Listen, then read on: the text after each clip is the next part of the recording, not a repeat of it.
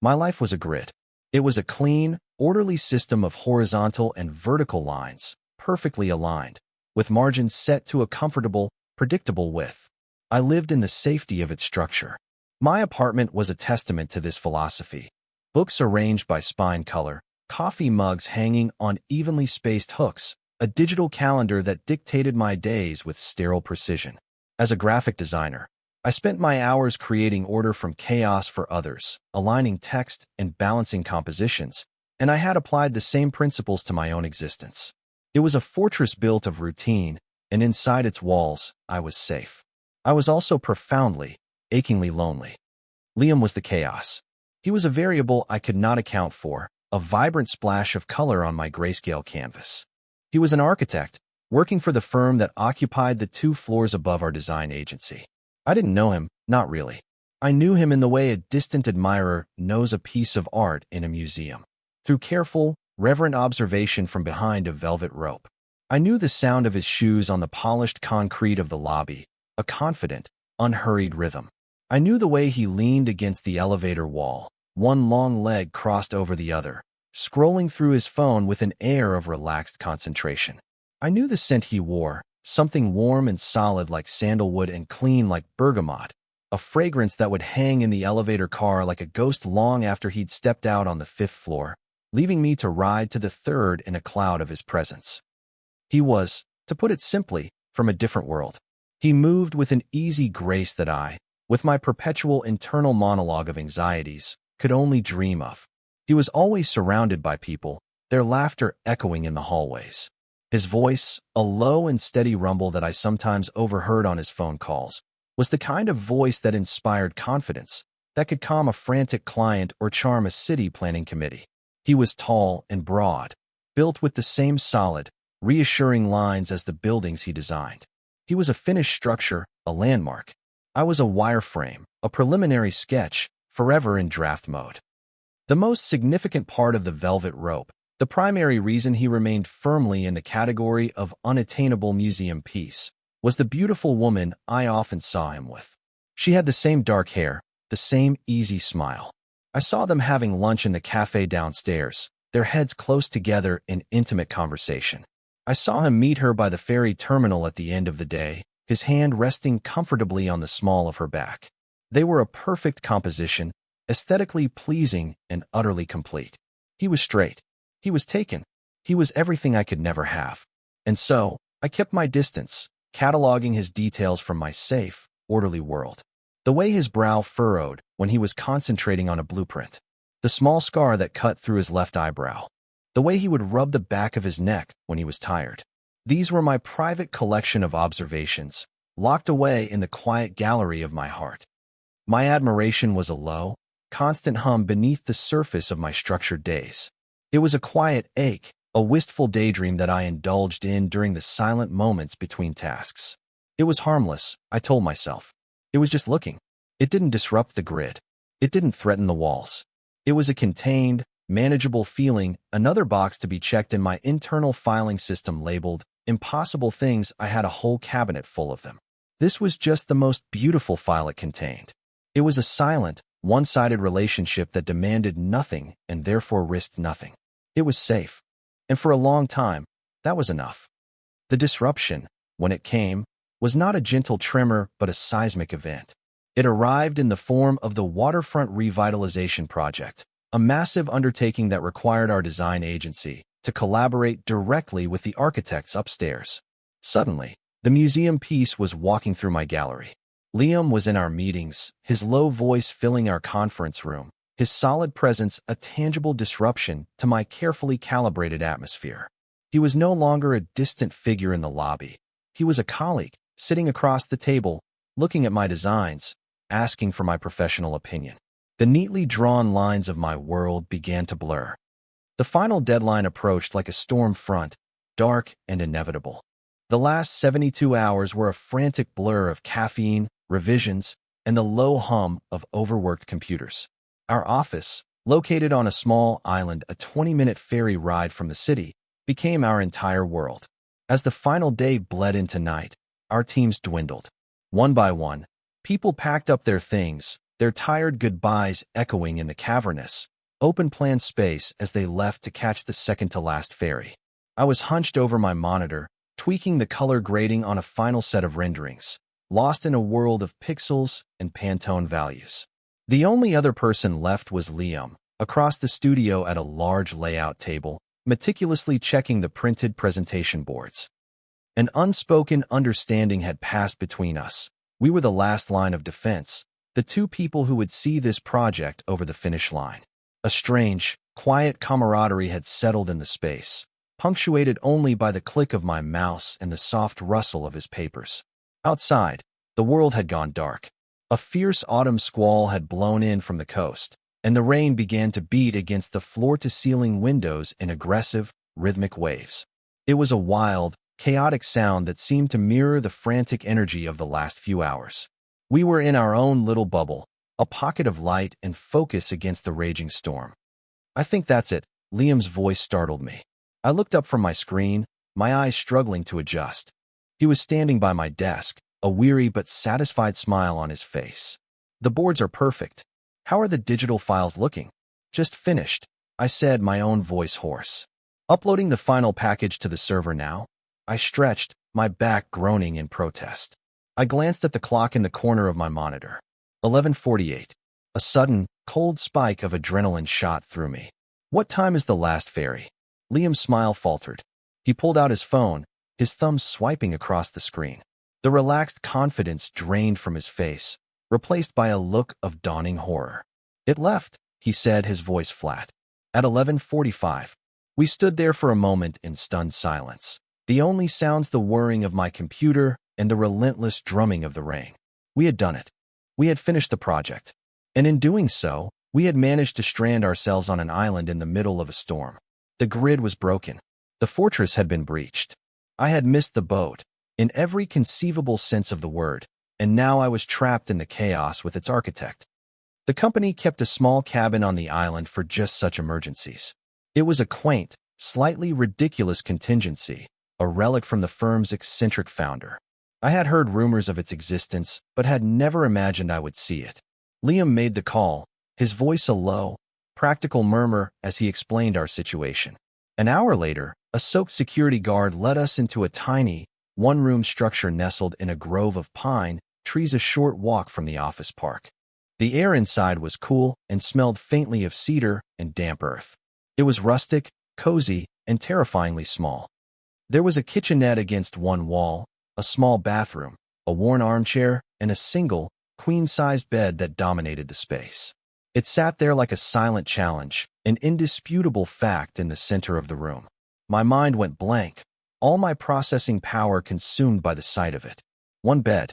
The guard handed Liam a key, offered a sympathetic nod, and disappeared back into the storm, leaving us alone in the charged, claustrophobic silence.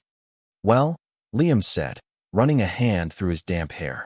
"This is not ideal." He let out a short, humorless laugh. He looked around the small space, his gaze finally landing on the bed, then quickly flicking away. The air thickened with unspoken questions. The rigid, professional boundary that had defined our interactions had dissolved the moment the ferry pulled away from the dock. Now, a new set of lines had to be drawn, and I had no idea where to even begin. "I can take the chair," I offered immediately, my voice coming out too high, too eager. It was a pathetic piece of furniture, lumpy and small. There was no way I could sleep in it. But the alternative, sharing that bed with him, was a possibility so overwhelming my brain refused to fully compute it. It was like trying to load a file that was too large for the system to handle. Liam looked at the armchair, then back at me, a flicker of something unreadable in his eyes. "Don't be ridiculous, Ethan. You'd break your back. It's a big bed. We're both adults. We can share." He said it so casually, as if he were suggesting we share a taxi. For him, it was a simple, logical solution to a logistical problem. For me, it was a complete system failure. The careful distance I had maintained for months was about to be obliterated. The museum piece was about to be in the same display case, and I was terrified I would set off every alarm. We moved around the small space in a clumsy, awkward dance, trying to give each other space where there was none. Every accidental brush of our arms as we passed each other was like a small electric shock. The room seemed to shrink with every passing minute, becoming more and more saturated with his presence. When he went to take a shower, the sound of the water running was an intimate backdrop to my own racing thoughts. And when he came out, a towel slung low on his hips, his hair dark and slicked back, the room filled with the warm, clean scent of soap and his skin. It was a scent that was purely him, stripped of the sandalwood and bergamot armor he wore at the office. It was devastating. I took my own shower, staying under the hot water for as long as I dared, hoping it might somehow wash away the anxiety coiling in my stomach. It didn't work. When I emerged, he was already in bed, lying on the side closest to the wall, a single sheet pulled up to his waist. He had left the small bedside lamp on for me. He was on his phone, the screen casting a pale blue light on his face, but he looked up as I approached. "Left you the side with the lamp," he said, his voice quiet. "Thanks," I whispered, my throat suddenly dry. I slid into the bed, my movements stiff and careful, trying to keep as much distance between us as the mattress would allow. I lay on my back, staring up at the wooden ceiling, hyper-aware of everything. The soft rustle of the sheets as he shifted. The warmth radiating from his body across the few inches of empty space between us. The sound of his breathing, slow and even. The world had shrunk to the size of this bed, to the space between our bodies. The storm outside felt like a distant echo of the tempest inside me. For a long time, we lay in silence. I thought he had fallen asleep, but then his voice cut through the darkness, soft and low. "This project has been a lot." I turned my head on the pillow to look at him. He had put his phone down and was staring at the ceiling, just as I had been. The lamplight carved his profile in shadow and gold. "My father," he began, then paused, as if weighing his words. "He's a legend in the field. Every building I design, every proposal I write, it feels like I'm standing in his shadow, trying to prove I'm not just a cheap copy." I was floored. This glimpse of vulnerability, this crack in his perfectly confident facade, was the last thing I expected. Liam, the man who moved through the world with such unshakable self-assurance, was just as afraid of failure as I was. He was worried about not living up to expectations, about being a disappointment. It was a feeling I knew intimately. "Your work is incredible," I heard myself say, the words tumbling out before I could stop them. "It's not like his. It's warmer, more human. The lines you use, the way you integrate natural light, it's yours. It's distinctly yours." He turned his head to look at me then, and the space between us crackled with a new kind of energy. His eyes, dark in the dim light, searched my face. "You really think so?" he asked, and there was a genuine note of hope in his voice, a raw need for reassurance that caught me completely off guard. He wasn't a statue in a museum. He was real. He was insecure. He was just as human as I was. "I do," I said, my voice barely a whisper. I've followed your work for a while." A slow smile spread across his lips. It was a small, private thing, nothing like the broad, public smiles I was used to seeing on him. This one felt like it was just for me. "Thank you, Ethan," he said, his voice a low rumble that vibrated through the mattress. "That means a lot." He kept looking at me, his gaze intense and unwavering. The air grew thick, heavy with everything that hadn't been said, with months of my silent observation and whatever was happening in his mind right now. The distance between us was no longer measured in inches, but in the frantic, unsteady beats of my own heart. The storm outside chose that moment to unleash its full fury. A deafening crack of thunder shook the small cabin, rattling the windows in their frames. I flinched, a full-body jolt of surprise that I couldn't control. It was a stupid, involuntary reaction, but in the heightened tension of the moment, it felt like a confession of just how on edge I was. "You okay?" Liam's voice was a low murmur, close to my ear. He had shifted, turning onto his side to face me. Before I could answer, his arm came to rest over my waist, a simple, grounding weight. It wasn't aggressive or demanding. It was protective, an instinctual gesture of comfort. But the effect it had on me was anything but comforting. It was electric. The warmth of his hand seeped through the thin cotton of my t-shirt, spreading through my entire body like a current. I went completely still, every muscle tensed, afraid that if I breathed, the moment would shatter. His thumb began to stroke my side, a slow, deliberate circle that sent shivers down my spine. It was such a small movement, but it was undeniably intentional. This was no longer just a comforting gesture. This was a question. My heart hammered against my ribs, a frantic drumbeat against the backdrop of the rain. The carefully constructed walls of my fortress were crumbling to dust. "Ethan," he whispered, his voice thick with sleep or something else I couldn't dare to name. The sound of my own name, spoken so softly by him in the near darkness, was my undoing. I turned my head on the pillow, and suddenly his face was only inches from mine. I could see the faint stubble on his jaw, the way his dark lashes cast shadows on his cheeks in the dim glow of the lamp. I could feel his breath, warm and soft against my lips. Time seemed to slow down, stretching into an infinite, terrifying, beautiful moment. His eyes searched mine, and in their depths, I saw the same question his touch was asking. He was giving me an out. I could pull away, I could make a joke, I could pretend this wasn't happening. I could retreat back to the safety of my grid, to the loneliness of my fortress. Or I could stay. I could be brave for the first time in a very long time. I could choose the chaos. I didn't pull away, and that was all the answer he needed. He closed the remaining distance between us, and his lips met mine. The kiss was impossibly gentle, slow and tentative, a soft exploration. It was not the kiss of a confident, experienced man who was used to taking what he wanted. It was the kiss of someone who was just as uncertain, just as vulnerable as I was. It was a question, and I answered by kissing him back, by tilting my head and letting my own hand come up to rest on his shoulder, feeling the solid warmth of him beneath my palm. A soft sound, something between a sigh and a groan, escaped his throat, and the kiss deepened. The gentleness gave way to a desperate, hungry pressure, a release of months of unspoken tension. All my carefully curated observations, all my secret yearning, all the impossible distance, it all collapsed into this single point of contact. My internal world, the neat and orderly grid, shattered into a million brilliant, dazzling pieces. This wasn't a blueprint, it was a supernova. It was terrifying, and it was exhilarating, and it was the most real thing I had ever felt in my entire life. He tasted of coffee and mint, and something that was just him, and I wanted to drown in it. The storm inside me was finally, gloriously, raging. I woke to the pale, gray light of morning filtering through the cabin window.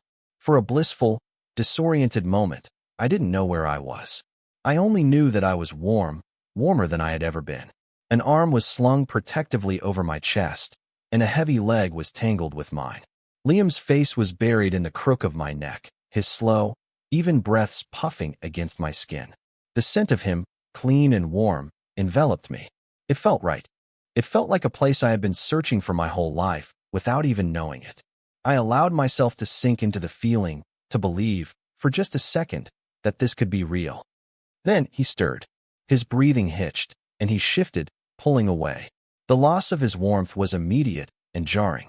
He sat up, running a hand through his already messy hair, and the spell was broken. He didn't look at me.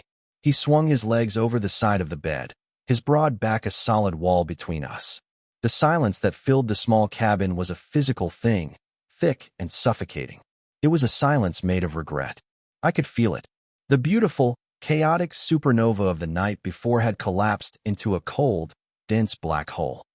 My anxiety, which had been blissfully dormant, roared back to life with a vengeance. My mind, always eager to fill a silence, began supplying a script for him, a cruel and logical narrative of what had just happened. It was a mistake, a momentary lapse in judgment. He was tired, stressed, vulnerable. It was the storm, the enforced proximity, the intimacy of his confession. It didn't mean anything. He's straight. Of course, he's straight. And now he's disgusted. He's regretting it. And he's trying to figure out how to let me down gently without making things impossibly awkward at work. The thoughts spiraled, each one colder and sharper than the last. I had done this. I had misread everything. I had taken his moment of vulnerability and twisted it into something it wasn't. I had ruined it. I had ruined everything. He stood and started moving around the cabin, his actions clipped and efficient. He filled the kettle, spooned coffee into 2 mugs, his movements precise and mechanical. He was rebuilding his walls, brick by silent brick, and I was on the outside. He was avoiding my gaze, his eyes focused on the task at hand. The physical distance between us was only a few feet, but the emotional chasm felt miles wide. It was wider and more painful than the velvet rope at the museum had ever been. Before, he was an impossible dream. Now, he was an impossible, tangible regret. "The first ferry is at 7, he said, his back still to me. His voice was flat, devoid of the warmth from the night before. It was his professional voice, the one he used in meetings. "We should probably get going soon if we want to make it." "Okay," I managed to choke out. The single word felt like a betrayal of the symphony of panic screaming inside my head. I got out of bed, pulling on my clothes from the day before. They felt like a costume from a different life, the life of a man who lived by a grid, a man who hadn't shattered his entire world with a single, desperate kiss. We drank our coffee in silence, standing on opposite sides of the small room. I watched him over the rim of my mug, cataloging the new details, the tension in his jaw, the way he kept his shoulders squared, the hard line of his mouth. He looked like a man steeling himself for an unpleasant task. The task, I was certain, of telling me to forget it ever happened. The walk to the ferry terminal was a special kind of torture. The storm had passed, leaving behind a world that was washed clean and unnervingly quiet. The air was crisp and cold. We walked side by side, but a universe of silence separated us. Every step was a countdown to the inevitable, painful conversation. When we reached the terminal, we were the only ones there. We sat on a cold, damp bench overlooking the calm, gray water, the city skyline a hazy silhouette in the distance. This was it. The stage was set for my rejection. He took a deep breath, the sound loud in the morning stillness, and turned to face me. "Ethan," he started, and my stomach plummeted. "We need to talk about last night." I braced myself. I focused on a distant seagull, on the gentle lapping of the water against the pilings, on anything other than the look on his face. I just wanted it to be over. "You don't have to," I said, my voice quiet but steady. I was surprised by my own composure. Maybe this was the final stage of my anxiety, a calm, resigned acceptance of the worst-case scenario. I get it. It was weird. The storm, being stuck, the deadline. It was a mistake. We can just forget it happened. It won't be awkward, I promise. He was silent for a long moment. When I finally dared to look at him, he was frowning, a deep crease between his brows. "A mistake," he repeated, his voice low. "Was that what it was for you?" The question caught me off guard. It wasn't what I had prepared for. I just assumed. "Don't," he cut me off, but his tone wasn't harsh. It was pained. "Ethan, don't assume. Please. Just let me talk." He took another breath, and this time when he spoke, the clipped, professional wall was gone. His voice was the one from the darkness, the one that had shared its fears with me. Last night was not a mistake. Not for me. It was the furthest thing from a mistake. I stared at him, my brain refusing to process his words. They didn't fit the narrative I had so carefully constructed. "I've been noticing you for months," he continued, his gaze unwavering. "In the elevator, in the cafe. The way you focus on your work, the way you get this little frown of concentration, the way you look at things like you're really seeing them." He let out a dry laugh. "I orchestrated being the last 2 people at the office last night. I kept finding small things to fix on the presentation boards, just trying to buy more time. I thought maybe, if I could just get a few minutes alone with you away from everyone else, I could work up the nerve to ask you for a drink." He shook his head, a wry smile touching his lips. "I obviously didn't plan on the storm or missing the ferry, but I'm not sorry it happened." My mind was reeling, trying to recalibrate my entire understanding of the last 6 months. He had noticed me. He had been trying to talk to me. But the woman? The question slipped out before I could stop it. "The one you're always with." A look of genuine confusion crossed his face, then cleared into understanding. "You mean Claire?" "Ethan, that's my sister. She's a landscape architect. Her firm leases a space in our building." His sister, not his girlfriend, not his wife. His sister. The velvet rope, the primary barrier, the entire foundation of my impossible things file. It was all a complete fabrication of my own anxious mind. It was a wall I had built myself. "Oh," was all I could manage to say. It was a small word for such a monumental revelation. "Yeah. Oh," he said softly, his smile growing warmer. "So no, last night wasn't a mistake. The only mistake was me being a coward this morning. I woke up and I panicked. I saw you there, and it was everything I've been wanting. And it terrified me. I thought maybe I had misread things. I thought maybe you regretted it. The beautiful, terrible irony of it washed over me. We had spent the morning in our own separate, silent hells, both convinced we were the one who had made a mistake, both terrified of the other's rejection. All the distance, all the awkwardness, it was just fear. I didn't regret it. I whispered, finally finding my voice. The relief was so profound it felt like I could float away. Liam, I was terrified you regretted it. I've had a ridiculous crush on you for as long as I can remember. I told him everything then. The museum metaphor, the silent admiration, the assumption he was part of a world I could never belong to. The words felt clumsy and foolish, but they were honest. He listened to it all, his expression softening with every word I spoke. When I finished, he just looked at me for a long moment, his eyes full of a warmth that chased away the last of the morning's chill. A museum piece, huh? He said, a gentle, teasing note in his voice. I think you've been looking at it from the wrong side of the glass. And then he leaned in, and he kissed me again, right there on the ferry dock in the pale light of morning. This kiss was nothing like the first one. It wasn't tentative or questioning. It wasn't born of darkness and desperation. This one was sure and deep and full of a profound, breathtaking relief. It was a confirmation. It was a conversation. It was the start of a new sentence, and this time, we were writing it together. It felt like coming home. The ferry ride back to the city was quiet, but it was a completely different kind of silence. It wasn't the thick, suffocating silence of the cabin that morning. It was a comfortable, humming silence, charged with unspoken promises. We sat close together, our shoulders pressed against each other. Halfway through the journey, Liam's hand found mine, his fingers lacing through my own. He held it firmly, his thumb stroking the back of my hand in a gesture that was both grounding and thrilling. It was a small, secret thing, hidden by our jackets from the few other passengers on the early boat, a private acknowledgement of the new lines being drawn between us. This was a new grid, a new structure, and its foundations felt infinitely stronger than my old one. The days that followed were a gentle unfolding.